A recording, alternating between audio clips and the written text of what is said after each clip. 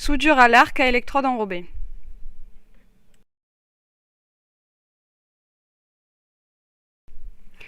Dans ce PowerPoint, nous allons vous présenter qu'est-ce que le soudage à l'arc, son mode de fonctionnement et comment l'utiliser.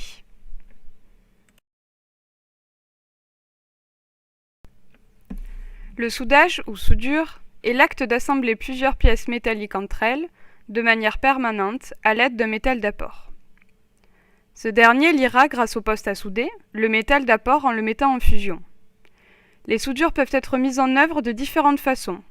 Soudure électrique ou à la flamme, et ceci selon plusieurs critères. Le type de métal des pièces à assembler, l'épaisseur des pièces en métal alliées et le secteur d'utilisation, industrie ou domestique.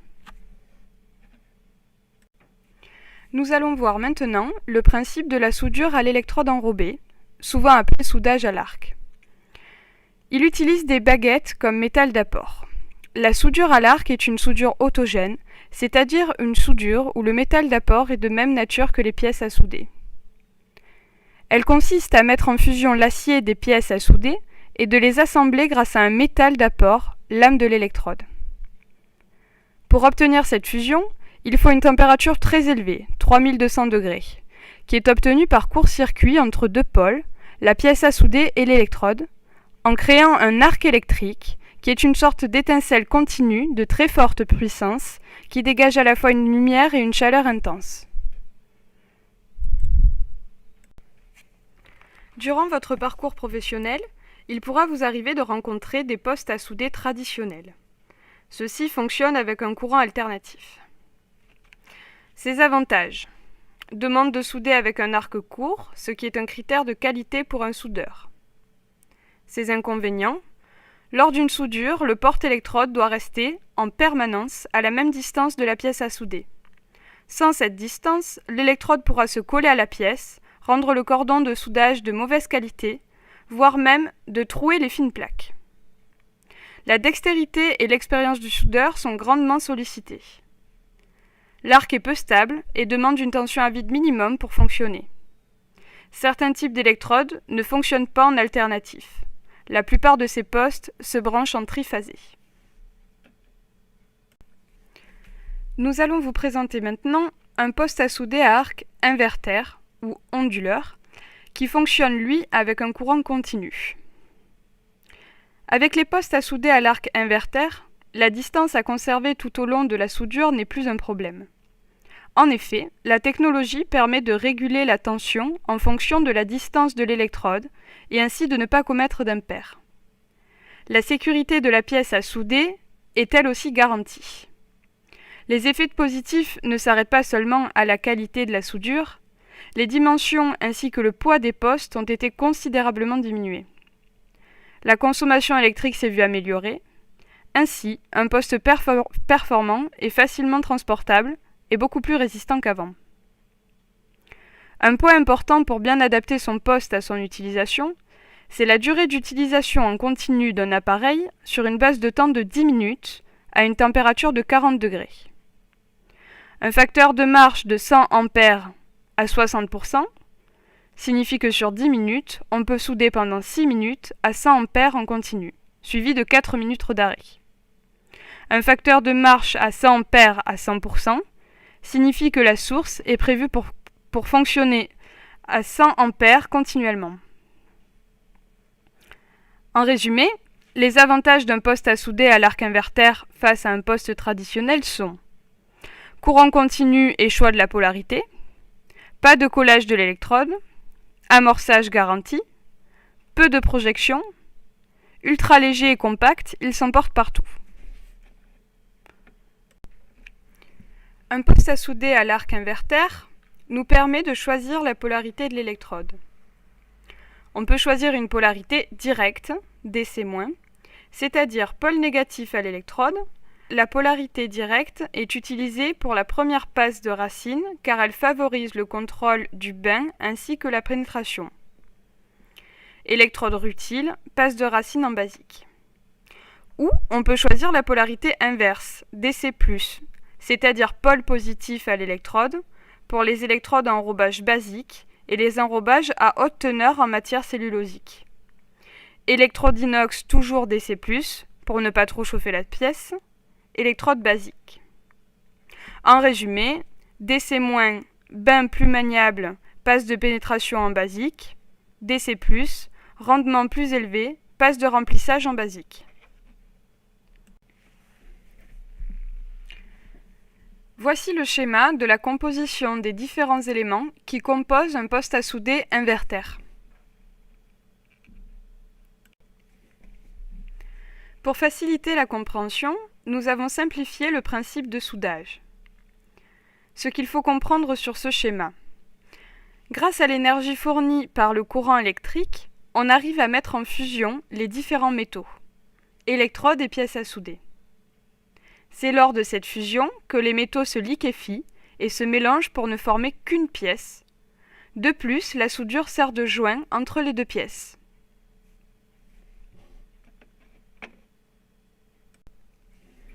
Voici une vue en coupe de ce qu'il se passe lors d'une soudure à l'arc à électrode enrobée. C'est une soudure autogène, le métal qui compose le joint est de même nature que les pièces à souder. Lors d'une soudure à l'arc, on tire le métal, contrairement à une soudure au MIG ou au MAG, où dans ce cas-là on le pousse. Nous allons voir maintenant qu'est-ce qu'une électrode enrobée et de quoi est-elle constituée. Elle est constituée de deux parties. L'âme, partie métallique cylindrique placée au centre de l'électrode. Son rôle principal est de conduire le courant électrique et d'apporter le métal déposé de la soudure. Et de l'enrobage, partie extérieure cylindrique de l'électrode. Il participe à la protection du bain de fusion, de l'oxydation par l'air ambiant en générant une atmosphère gazeuse entourant le métal en fusion. L'enrobage dépose, lors de sa fusion, un laitier protecteur sur le dessus du cordon de soudure. Ce laitier protège le bain de fusion de l'oxydation et d'un refroidissement trop rapide. L'enrobage a trois rôles. Un rôle électrique, assure la stabilité et la continuité de l'arc. Un rôle métallurgique, il permet d'apporter les éléments chimiques spéciaux d'addition nécessaires. Sa composition chimique et physique est très complexe. Et enfin un rôle chimique, protège le métal contre l'action de l'air ambiant et le refroidissement du cordon par formation d'un laitier. Les deux électrodes les plus couramment employées sont la rutile et la basique. Ici, on peut observer ce qui se produit lors d'une soudure. On voit le bain de fusion ainsi que le métal d'apport qui se dépose par gouttes dans celui-ci.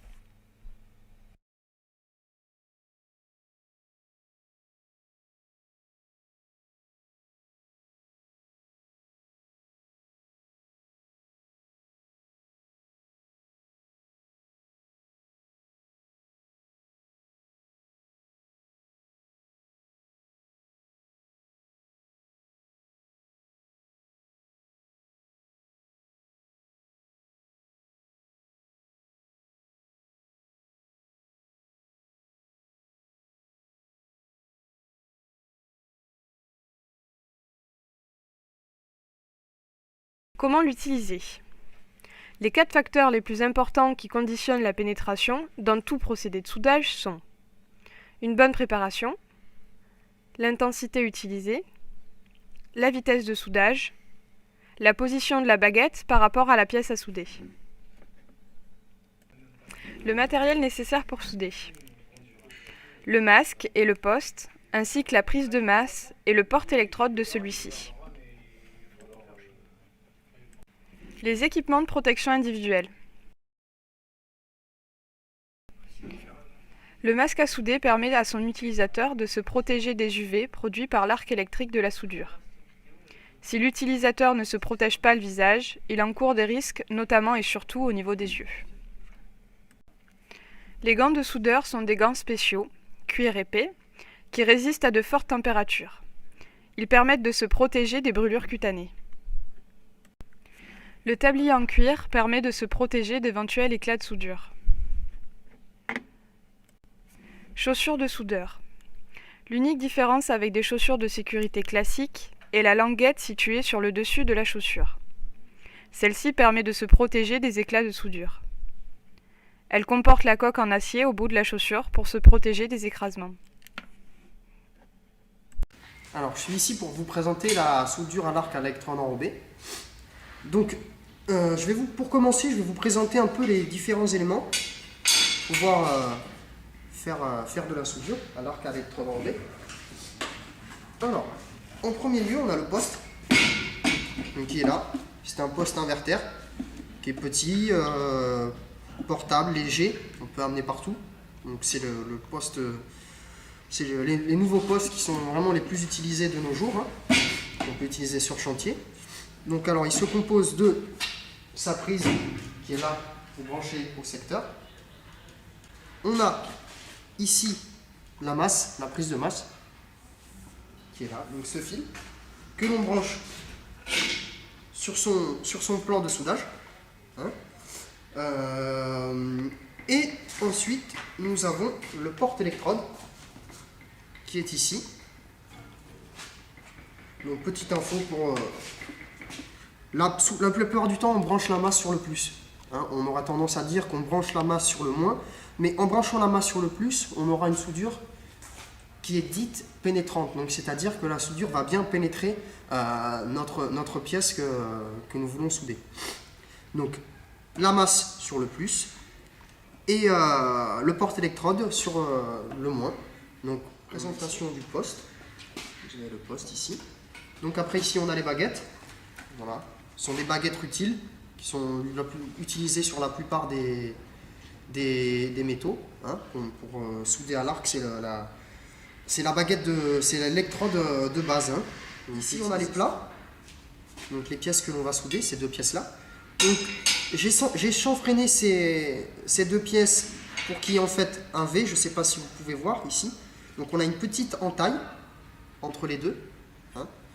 Et en fait cette petite entaille je l'ai faite pour que lorsque je vais souder, la soudure pénètre vraiment bien les deux pièces. Et les deux pièces seront vraiment soudées, quoi. Elles ne seront pas collées, elles seront soudées entre elles.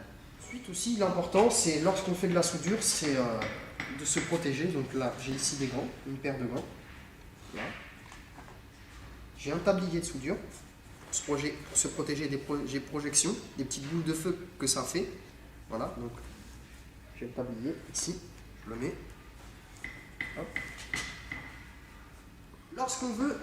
Lorsqu'on veut souder, donc pour avoir nos pièces qui soient vraiment d'équerre et tout soit nickel, il faut avoir un plan de travail qui est vraiment de niveau, qui est plat. Donc aucun grain dessus. Aucune impureté, hein, il faut vraiment que ça soit le plus lisse possible. Donc là, normalement, avant de commencer à souder et de préparer ses pièces, tout ça, il faut vraiment préparer son plan de travail. C'est-à-dire que là, je ne vous le montre pas aujourd'hui, mais il faudrait prendre la meule et meuler tout le plan de travail pour qu'il n'y ait aucune imperfection. Donc, voilà, je vous ai tout présenté. Donc là, je vais préparer mes deux pièces. Donc j'ai déjà fait mon chanfrein. Hein, qui sont là. Je vais brosser pour enlever vraiment les impuretés. Donc je brosse ma pièce.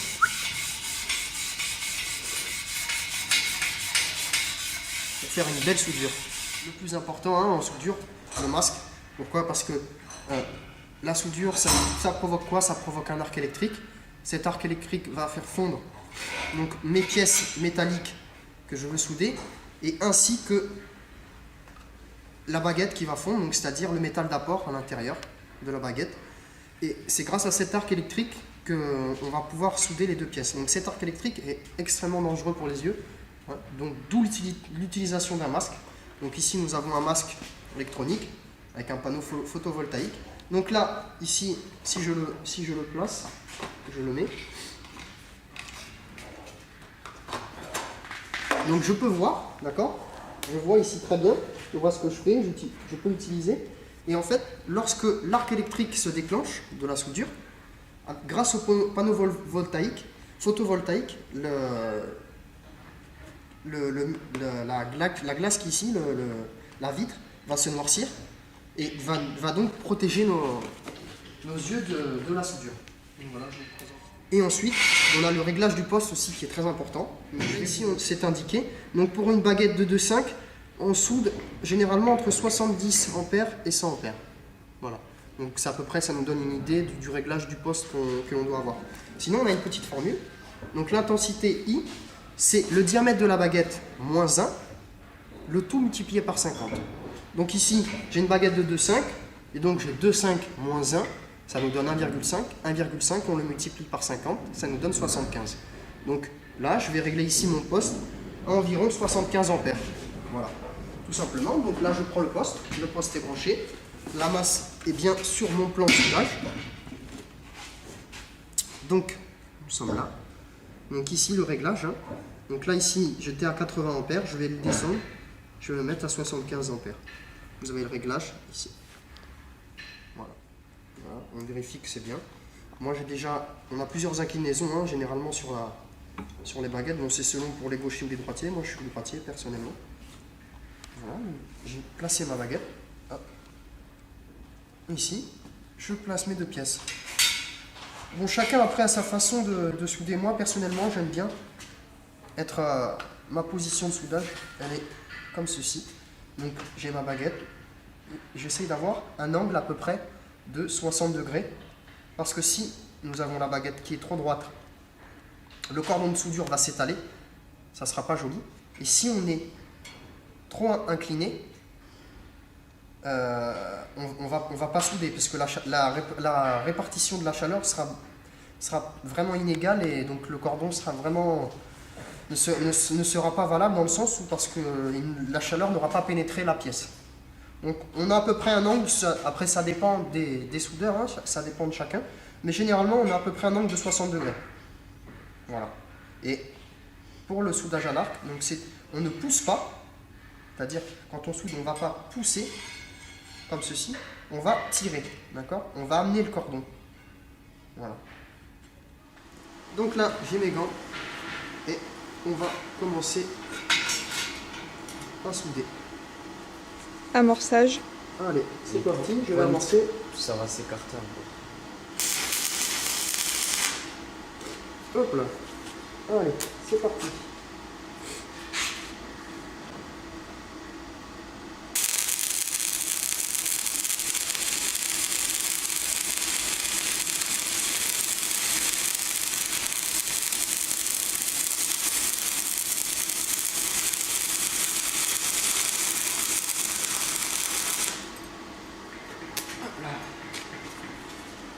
Alors, on fait bien attention, on repose son électrode.